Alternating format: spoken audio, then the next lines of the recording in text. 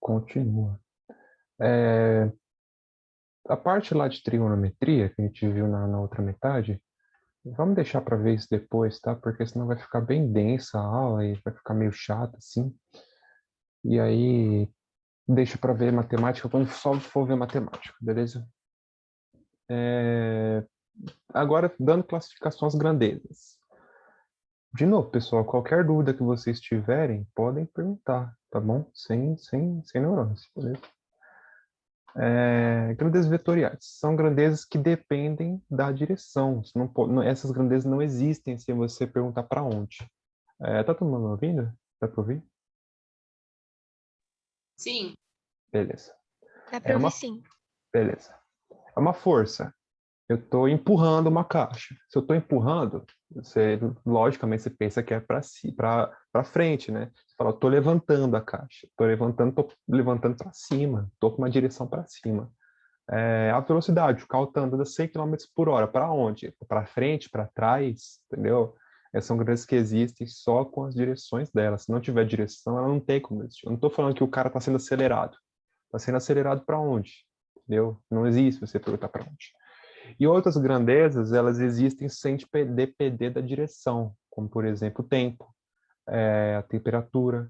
A corrente elétrica talvez tenha sido uma falha minha, porque se você pensar que existem algumas grandezas, são, por exemplo, a corrente elétrica no circuito de corrente contínua, ela tem uma direção bem definida, né? Do polo negativo para o polo positivo da sua pilha, por exemplo, né? Mas se você tem uma corrente alternada na sua tomada, a corrente ela vai para um lado e para o outro, né? Então ela acaba meio que indo para um lado e para o outro, então eu coloquei aí como se ela sendo escalar. Nas nossas contas, né? Quando a gente considera a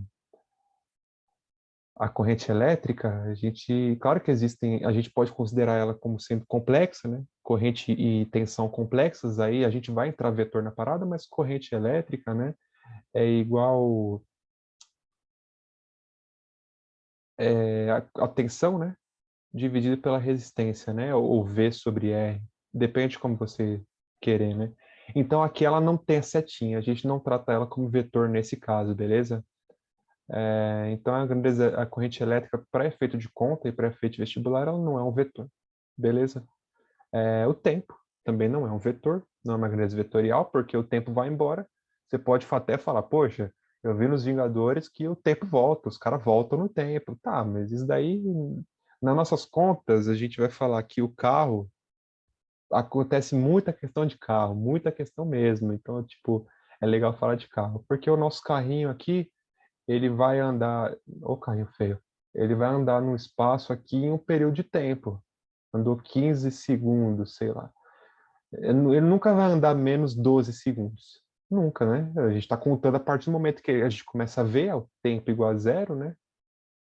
E ele vai até o tempo igual a 15, sabendo que, sei lá, ele andou a velocidade vetor, né? Porque a velocidade ela está em uma direção de 30 metros por segundo, né? E quanto tempo ele andou? Não sei, a gente pode ver, porque a gente sabe que delta S é igual a velocidade vezes o tempo, né? Então é igual a 30 metros por segundo vezes 15 segundos. Segundo vai cortar com segundo, 30 vezes 15, né? Isso daqui vai ser igual a 450 metros, né? Então essa distância aqui, ΔS, é igual a 450 metros.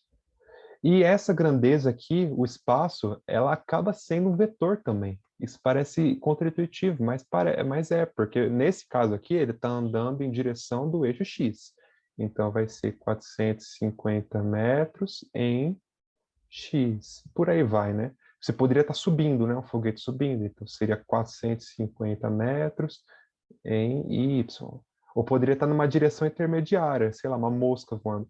Quando eu estava fazendo Física 1 na faculdade, de um exercício muito complicado, não é tão complicado assim, mas bem chato de fazer, que, tipo, você ter aqui a sua casa, né? Assim, né? Dá pra perceber que isso daqui é uma casa? Aí aqui tinha o telhadinho e tal, né? Assim, né? E aí tinha uma mosca que saía desse vértice da casa, desse daqui, oh, meu Deus, desse vértice da casa aqui, e ela voava até esse vértice aqui, ó. E aí te dava essa distância, né? E o pé direito da casa. E aí você tinha que ver a velocidade que a mosca voava e tal. É um exercício bem chatinho de resolver, né? Mas era bem divertido. Eu achei bem divertido. Aqui ficou alguma dúvida sobre o que que é vetorial e o que que é escalar? Não, tranquilo. Beleza. Não. Então, Não. ó, que bom, todo mundo respondeu. Incrível. Antes o pessoal, ninguém respondia. Mas tudo bem. Vamos lá. Temperatura. Temperatura é legal. Você sabe o que é temperatura? É bom falar disso porque aí não sobram dúvidas para frente. Você sabe o que é temperatura?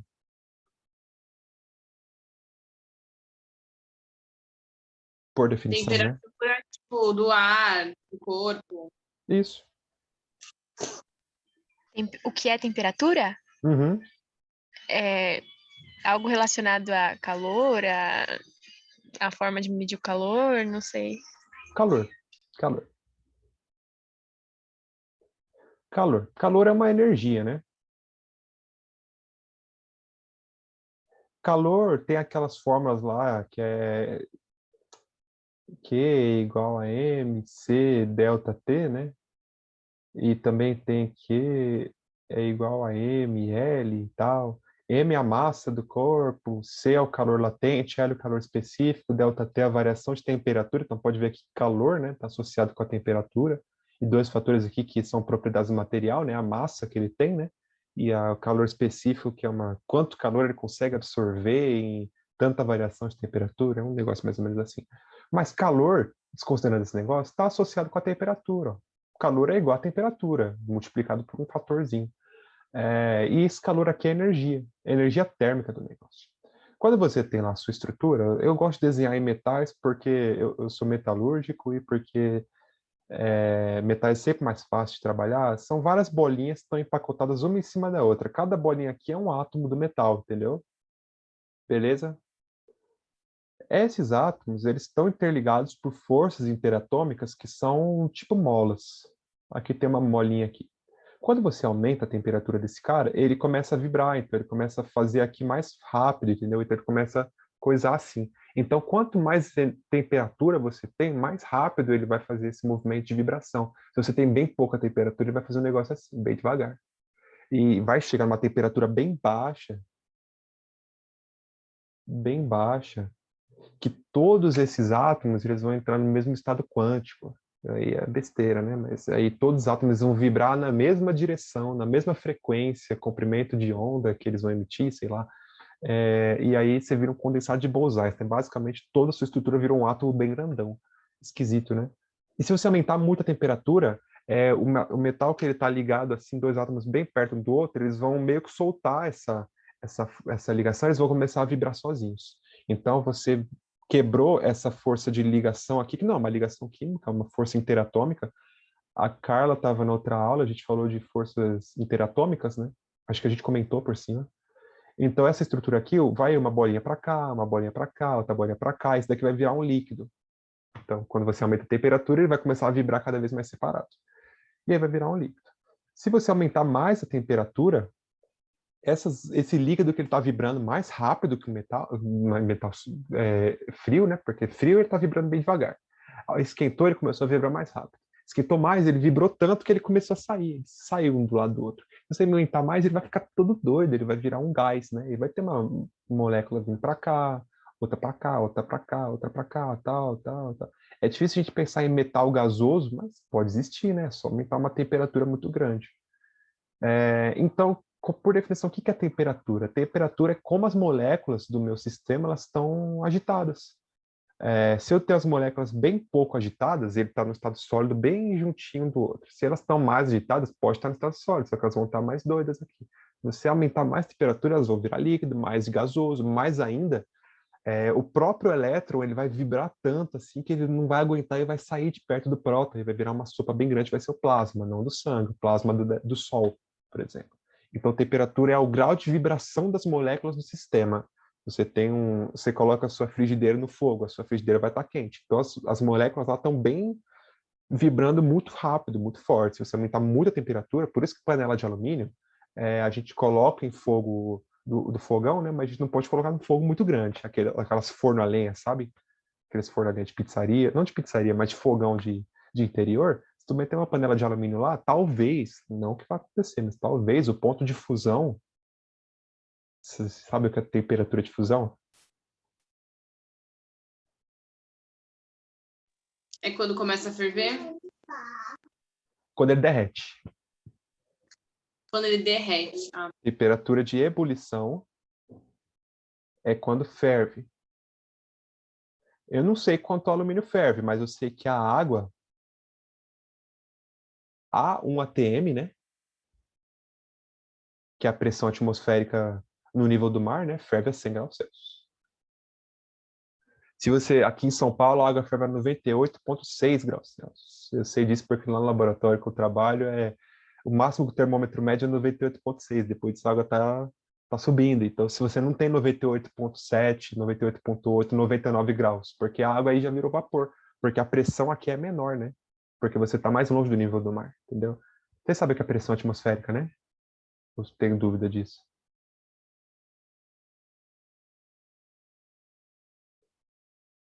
É é bom aquela falar. que Oi? tem descendo pra praia? Isso. Ou subindo a serra, né? Ah, sério. Quando você desce a serra, o seu ouvido começa a ficar esquisito, né? Começa a apertar. Tem gente que fala que mascar chiclete ajuda, eu não acho que ajude. É, aqui tem o continente americano, né? E aqui sobe. Percebe que aqui é o continente americano? Aqui é o Brasil e tal. E o Brasil para aqui, né? Aqui é o Uruguai, aqui é a Argentina, aqui é o Chile, beleza? E aqui é a Bolívia. E aqui é o Paraguai, eu acho que é um negócio assim. O Brasil, ele é litoral, aqui é litoral. Tudo bem que aqui a gente está na Serra do Mar e ela é alta, né? Porque a Mata Atlântica ela tem o relevo é mais alta que o relevo, né? Mas ele acaba sendo menor do que o relevo, por exemplo, dos Andes, né? Isso daqui eu estou jogando bucha para Ana, por exemplo, né? Aqui vai ser bem mais alto, vermelho é mais alto, tá? Do que aqui. O que isso significa? Aqui você vai ter a cidade de La Paz, na Bolívia. Ela vai estar a essa altitude. Você vai descer os Andes, né? E aí tu vai chegar na cidade, se eu não me engano, Assunção, né, do Paraguai. Tem até uma música do Chitãozinho Chororó aqui. É um pouco mais baixa. Se você descer mais, eu não sei se é Assunção, tá? Mas um exemplo qualquer. Se você descer mais, você vai ter São Paulo, né? E se você descer mais a serra, né, você vai chegar, sei lá, em Caraguatatuba, uma praia legal pra caramba. Então você pode ver que aqui você. E aqui é nível do mar, tá? Aqui vai ter água do mar. Aqui as ondinhas, tá? Vocês entenderam esse desenho?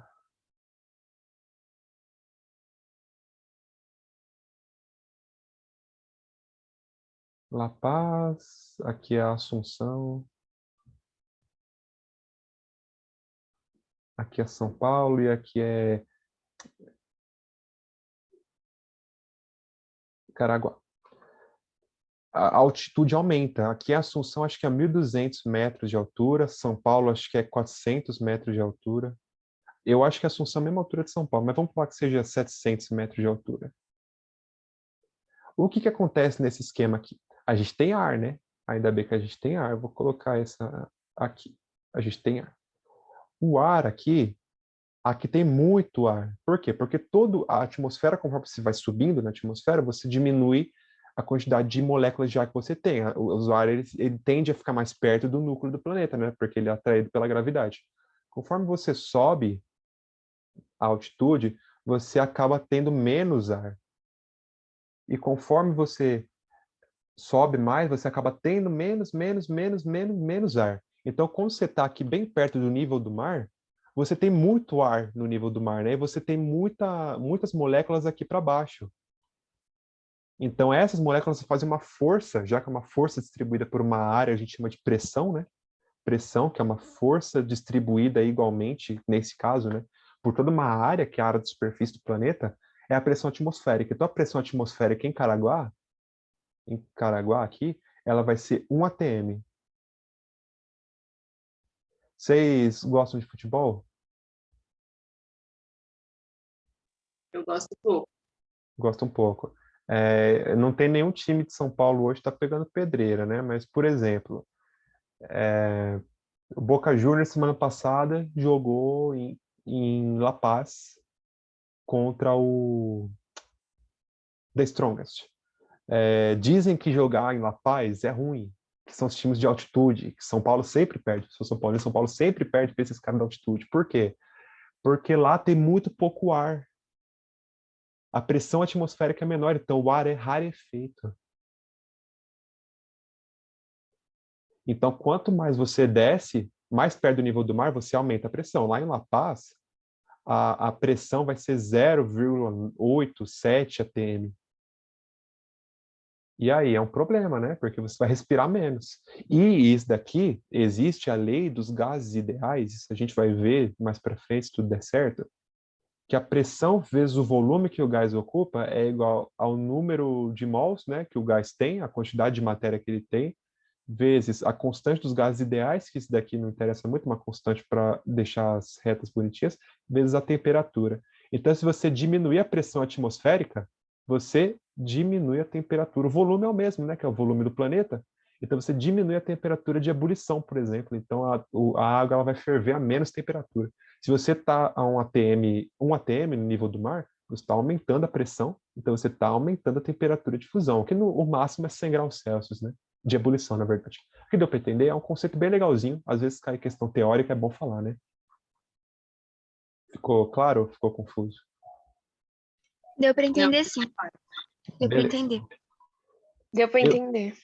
quando eu fiz vestibular, caiu uma questão falando, não lembro qual time era, mas tinha um time que ia jogar lá em Bolívia, né? Lá em La Paz, e sofria com ar rarefeito.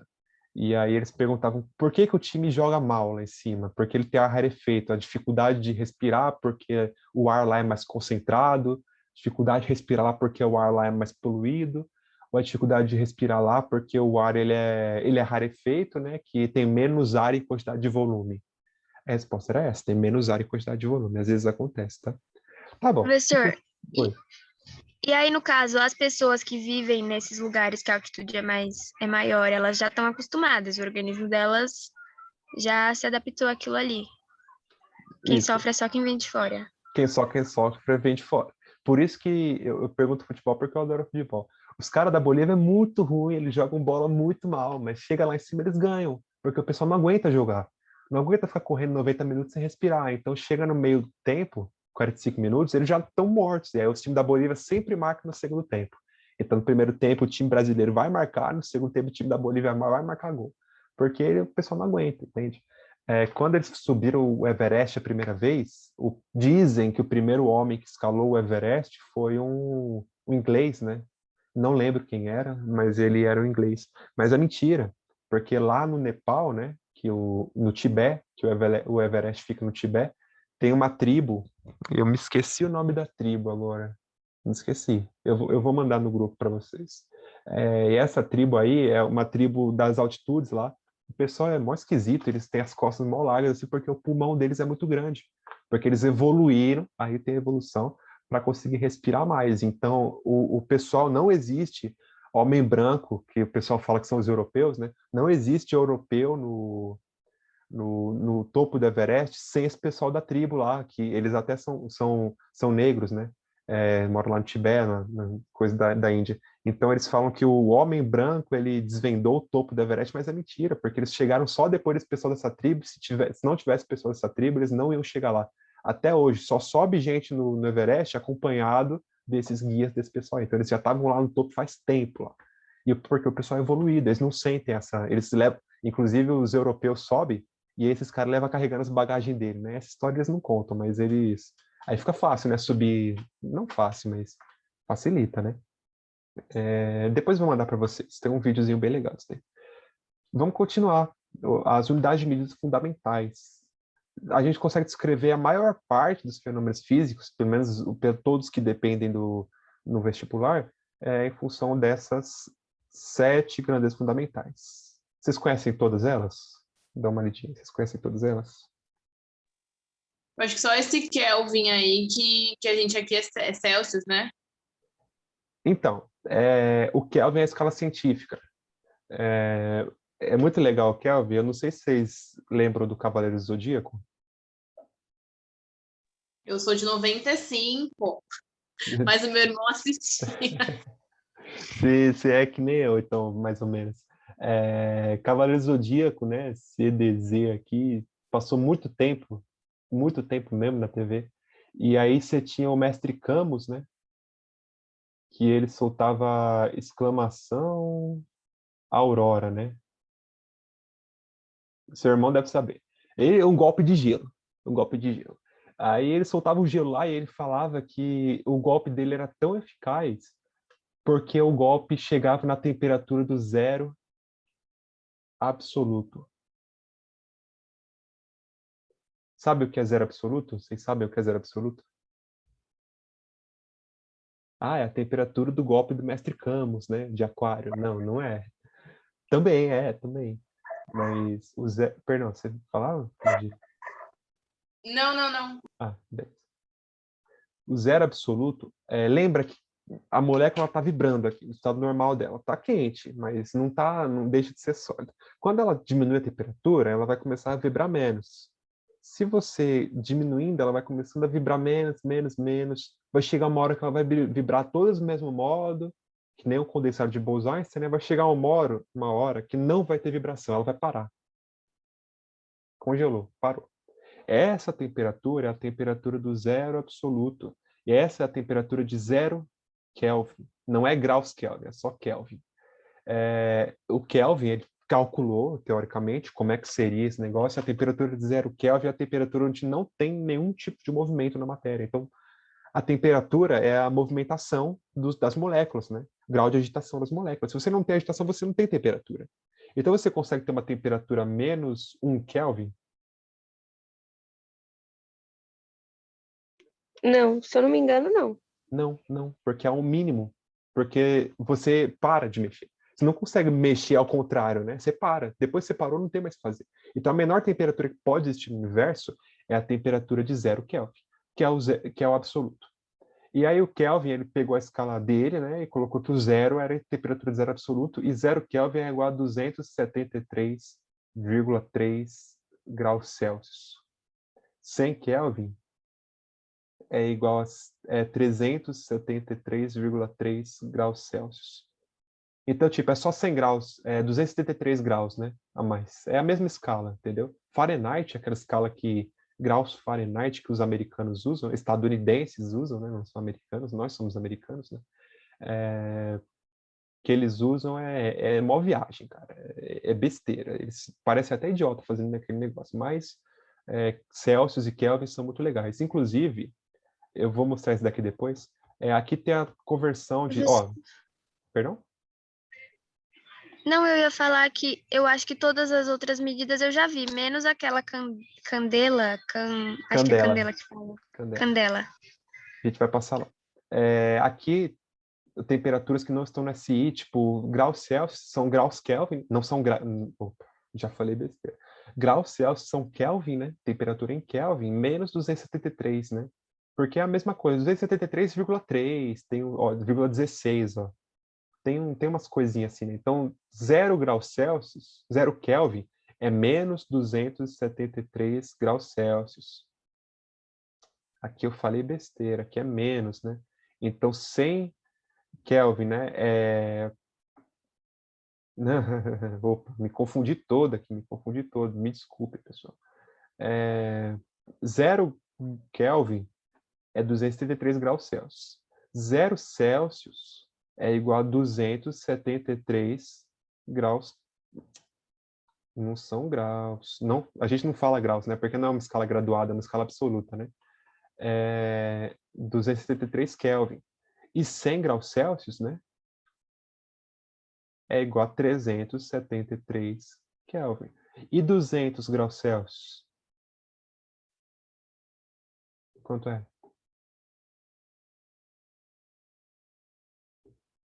473, né? Porque é uma escala contínua, né?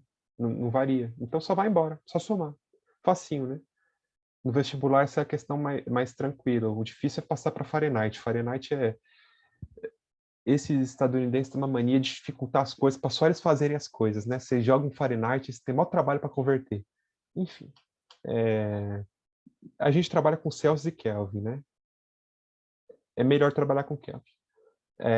Aqui é legal mostrar também que é o sistema internacional contra o sistema imperial de medidas, né? O sistema imperial tem 3 países no mundo que usam. Estados Unidos, acho que é o Zimbábue, da África, e tem outro, acho que é a Malásia, da África.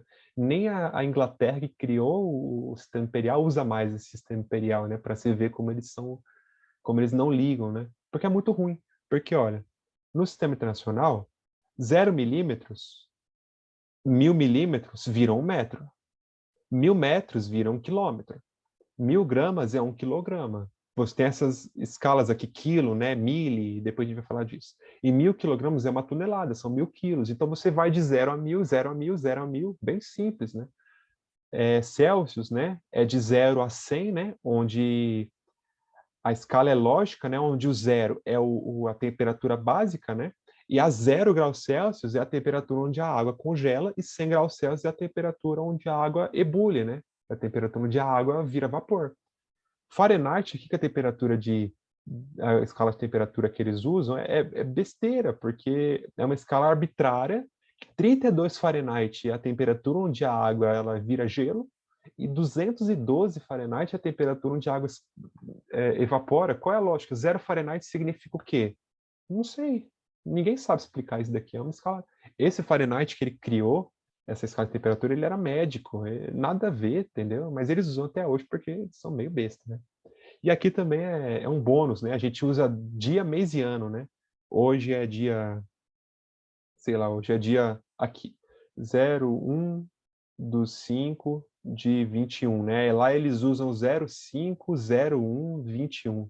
Mó nada a ver, né? É só para complicar, né, que eles fazem isso, né? Não sei se você sabiam dessas coisas. Da data, sim. Da data sim, né? Você já viu Sabia. um 22, perdão, um 12, 22 do 20, sei lá. E você falou, poxa, 22, mês 22. Esquisito, né? Não, não é aqui, meu Deus do céu. É aqui. Tá. Voltando lá. A Milena falou que... Milena falou que ela só não conhece o Candela. Porque o Candela, nem eu trabalho com ótica, nem eu uso Candela. Eu uso lumens ou watt por metro quadrado, né? Então a gente não costuma usar Candela, mas Candela é a unidade que está no sistema internacional, que é esse cara aqui, SI, né? Sistema Internacional, que é por convenção que a gente usa. Você vai falar de temperatura em graus Celsius. Você está acostumado a falar em graus Celsius. Não vai falar em Kelvin, mas internacionalmente se toma que Kelvin é a medida certa. Você vai falar, poxa, eu tenho uma reunião em 2 horas. Não vai falar que tem uma reunião em 7.036, em 8.200 segundos. Não vai falar isso daí, vai falar que você tem uma reunião em 2 horas, né? Então a gente usa tempo, segundo, para fazer conta nos tempos a gente usa segundo, mas na hora a gente vai olhar o relógio e falar, faltam 2 horas, agora são 2h15, sei lá. Então a gente tem as unidades, são padrão no sistema internacional, são as unidades que a gente usa para ser formal, que é obrigado a usar, mas a gente tem as que a gente usa no dia a dia. A gente usa tempo em horas, em minutos. Pô, é daqui a 15 minutos, não é daqui a 1.500 segundos, não, né? A gente fala, quanto você pesa? A gente pesa 70 quilos, mas você quer comprar quantos gramas de arroz? Não arroz, nossa, eu viajei. Quantos gramas de, sei lá, de pão você quer no... Ninguém compra pão por grama, né? Vocês entenderam, né? Você fala grama, você não fala quilograma. Poxa, eu quero 0,7 quilograma de carne no mercado, né? Ninguém compra mais carne também, né? Ficou difícil o exemplo. Mas por aí vai. Tempo, metro e quilograma são as mais importantes do vestibular, porque elas descrevem a cinemática e a mecânica em geral, né? Cinemática e a dinâmica.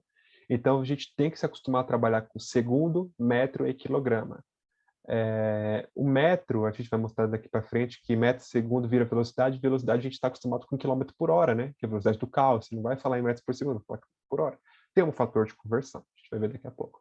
Kelvin é a escala de temperatura, é quantas moléculas elas estão vibrando, 0 Kelvin elas estão paradas. Isso é muito difícil acontecer, a gente não chegou nisso na ciência, a gente consegue condensados de Bose-Einstein com 0,15 Kelvin, 0,20 Kelvin, mais 0 Kelvin não. A gente não chegou em 0 Kelvin, não rola. Ampere é quanto de corrente elétrica está passando no seu fio.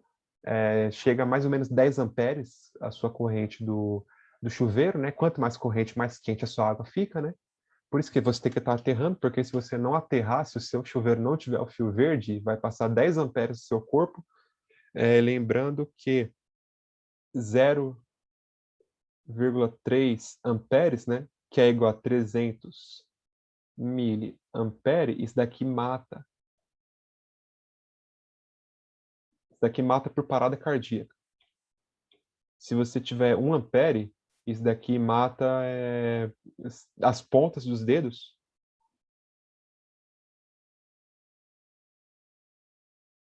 Se você pegar no fio, com 1 ampere passando, as pontas dos dedos carboniza, tá? É claro que depende da tensão, né? Uma tensão alta passando 300 miliamperes, uma tensão alta passando 1 ampere, a ponta dos dedos chega a carbonizar. Aí tem uma tabelinha que fala esse daqui. Esse daqui eu nem tenho tanta certeza assim. Já vi que acontece, mas 300 miliamperes, independente da tensão, te mata. Porque vai estar passando uma corrente elétrica muito forte no seu coração. Inclusive, isso é bem legal, porque... legal, né? Isso é bem interessante, porque a corrente elétrica, ela passa por um circuito, né? Seu corpo, ele acaba virando um fio. Suponha que você pega no... Você tem que ter uma diferença de potencial para acontecer o coisa, né? A gente tem 7 minutos, eu vou falar dessas coisas aqui, as contas a gente vai deixar para a próxima aula, tá bom? Tem aqui, e você tem um fio que está eletrizado. Tu pegou no fio e pegou na parede, você vai fechar um circuito, né? E a corrente ela vai passar aqui pelo seu braço, passando aqui, olha por onde ele passa. Pelo seu coraçãozinho, seu coraçãozinho vai parar de bater, e depois ele vai para o seu coisa aqui, entendeu? Então aí é um problema. Aí você fala, poxa, Fernando, então é muito fácil, é só eu tirar a mão da parede. Mas aí você está lá sem chinelo, então passa pelo seu coraçãozinho e pelas suas pernas. Aí você fala, poxa, Fernando, então é só não tocar no fio. Aí você vai estar lá no campo lá, não sei se tem mato aí para onde vocês moram, mas vai estar lá no mato, andando de chinelo, vai cair um raio, vai estar chovendo, né? Vai cair um raio no chão. E aí, esse raio do chão, ele vai fazer o seguinte... Oh, meu Deus. Ele vai passar assim, vai ter seu coraçãozinho aqui, e aí o raio ele vai cair aqui no chão, né? Ele vai passar aqui, ele vai pegar na sua perna, vai passar por aqui e vai te queimar da sua cintura para baixo, né? Tudo da sua cintura para baixo. Aí você fala, poxa, então eu vou ficar queimado, mas eu não vou morrer do coração. Mas o coração, já que ele está batendo continuamente, ele tem uma diferença de potencial. Isso daqui eu não sei quanto é a diferença de potencial do seu coração. Seu coração é eletrizado, isso é bem legal. Seu coração dá choque, bem pouco, mas dá. Ele é eletrizado, por isso quando você quer... Ele é um músculo, né? Quando você está morrendo, você vai lá e dá uma desfibrilação, né? Você mete um choque no seu coração que ele bate, né? Seu coração é eletrizado. Então vai... Isso daí a professora de biologia explica melhor. Não entendo nada de biologia. Então vai ter uma parcelinha da corrente bem pouca, que vai chegar aqui, vai passar pelo seu coração e depois vai voltar. Então vai te queimar de tudo da cintura para baixo e ainda vai te dar uma parada cardíaca, né? É um péssimo jeito de morrer. Aí você fala, poxa, vou andar de chinelo. Mas aí você tem a sorte de cair um raio da sua cabeça. Aí vai cair na sua cabeça, ele vai passar no coração de qualquer modo. Então não existe nenhum jeito de você tomar choque que o choque não passe pelo seu coração. Então 300 miliamperes mata de qualquer modo, porque vai ter corrente passando pelo seu coração e você vai morrer de parada cardíaca, com certeza, entendeu? Então tome muito cuidado quando forem mexer com fio, com essas coisas. Sempre mexa com o chinelo, com a tensão desligada, o disjuntor desligado, nunca mexa com fio eletrizado, viu? Nunca, nunca, nunca mesmo. É bom nem encostar. Poxa, caiu meu boné no vão do metrô, vai lá e pisa no vão do metrô. Também é eletrizado, você vai tomar choque da cintura para baixo. É perigoso demais, tome muito cuidado, tá bom? Eu sei que vocês não vão fazer isso, né? Mas é bom avisar. Já tive aluno que falou que faz, daí eu falei, você é doido? Mas tudo bem? Beleza? Corrente elétrica, tudo certo? Sim. Beleza. Mol é a quantidade de matéria que tem no corpo, né? Por exemplo, aqui eu tenho 1,90 m, 1,80 m, entre isso, de matéria orgânica. Quantas moléculas eu tenho no meu corpo? É molécula pra caramba, eu não consigo falar isso daí, então eu tenho que escrever isso daí em função de um número bem grande. Um mol são 6,23 vezes 10 a 20. Não, é 6,6, eu sempre esqueço. 6 vezes 10 a 23 moléculas. Ou é 1,6? É 6,6? Não sei. É 10 a 23 moléculas. Tá bom? 10 a 23 moléculas. Eu não tenho o valor exato aqui agora. Então é coisa pra caramba. E luminosidade eu tô com a janela aqui entreaberta. Se eu aumentar a janela, vai ficar mais brilhoso o quarto, né? Então aumentou a luminosidade. Você tem mais fótons no seu ambiente, né? Isso vai ficar mais luminoso. É isso daí. Unidades de medida derivadas são frutos da combinação de outras unidades de medida fundamentais. A gente vai ver essas contas em detalhes depois. Só quero mostrar, só para vocês terem uma noção. Velocidade é o espaço percorrido pelo tempo. Então vai ser metro por segundo, porque ΔS é metro, espaço, né? E ΔT é segundo, então a velocidade vai ser metro por segundo.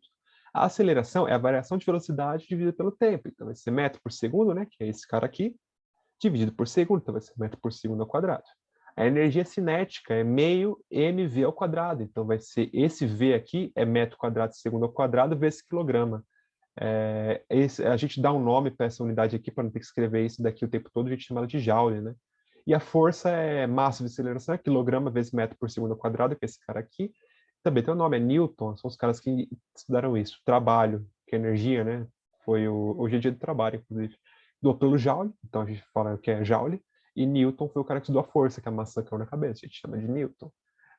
Unidades de medidas comuns, é aquela história que a gente passou.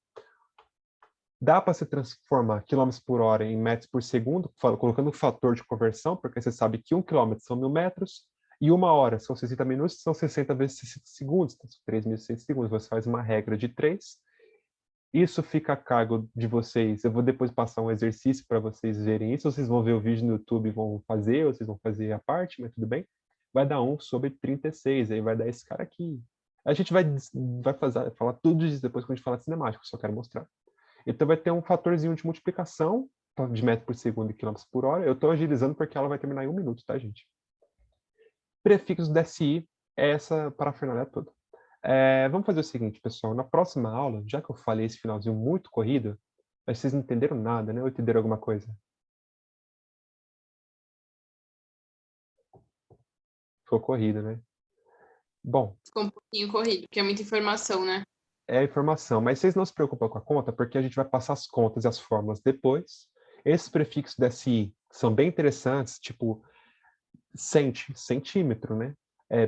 Micrômetro, né? O gigabyte, né? Do celular, que eu até coloquei 64 gigabytes. Quantos bytes tem no seu celular e por aí vai. Então, a gente vai deixar para a próxima aula, que a gente vai falar de cinemática e de prefixos da CI. Então, não me deixe esquecer disso.